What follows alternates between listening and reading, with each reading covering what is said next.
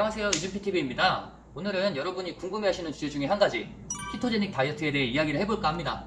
케토라고도 불리는 이 다이어트 방법은 저탄고지 다이어트의 일환인데요. 저탄고지라는 말처럼 식단에서 탄수화물을 극도로 줄이고 대신 지방을 많이 섭취하는 다소 기형적인 식단입니다. 지방을 70에서 80%, 단백질을 한 20%, 탄수화물을 5에서 10% 정도로 적게 섭취하는 식단으로 구성되는데요. 우리 몸의 주 에너지원인 탄수화물을 부족하게 만들어서 지방을 주 에너지원으로 사용하게끔 하는 식단입니다. 탄수화물에서 끌어올 수 있는 에너지가 부족한 우리의 몸은 지방을 잘게 쪼개어 케토시스, 즉 케톤체로 만들어 에너지원으로 사용을 하게 됩니다.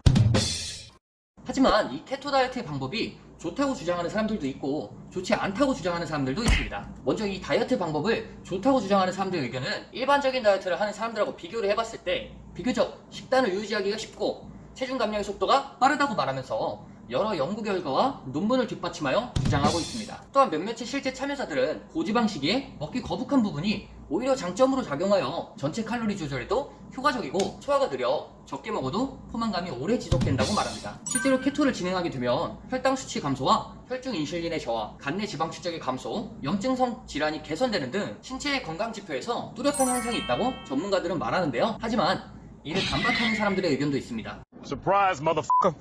먼저 케토 다이어트를 하게 되면 탄수화물을 20g 내외로 극도로 낮게 섭취를 하게 되는데요. 그렇게 되면 우리 몸에 저장된 글루코겐과 수분이 부족해지게 되면서 체중이 많이 줄어들게 되는 것처럼 보인다는 것입니다. 그리고 처음에 유지하기 쉽더라도 결국엔 평생 지속할 수가 없다는 점도 예로 들고 있습니다. 이 비정상적인 비율의 식단은 당분간은 지속할 수 있겠지만 오랫동안 지속하기는 쉽지 않을 것입니다. 우리는 탄수화물 위주의 식습관에 익숙하기 때문입니다. 또한 몇몇의 전문가들은 이 식단에는 심각한 부작용이 있을 것이라고 말하고 있습니다. 포도당의 공급이 중단되면 근육의 단백질 분해가 가속화되어 에너지로 전환되는 과정을 거치게 되면서 근육의 손실을 야기하게 됩니다.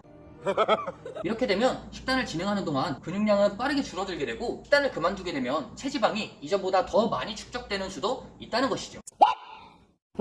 또한 지속적인 저혈당으로 인한 혈당 관련 질환에 노출될 가능성을 포함하여 케톤체 과잉으로 인한 케톤요증과 케토플루 신드롬, 키토레시라고도 불리는 케토성 피부 발진, 영양 불균형과 전해질 부족으로 인한 두통과 무기력증, 식이섬유의 섭취 부족으로 인한 변비나 소화장애 등이 발생할 수 있다고 경고하고 있습니다. 하지만 케토 다이어트는 비교적 배부르게 먹으며 체중이 눈에 띄게 감소하는 현상이 있다는 점만으로도 많은 일반인들이 관심을 가지게 되는데요. 만약 본인이 케토 다이어트에 도전을 하고 싶으시다면 앞서 말씀드린 점을 충분히 인지하시고 본인의 콜레스테롤 수치와 몸의 전반적인 건강 상태를 체크하신 후에 꼭 전문가와 상담을 받아보시길 권장드립니다.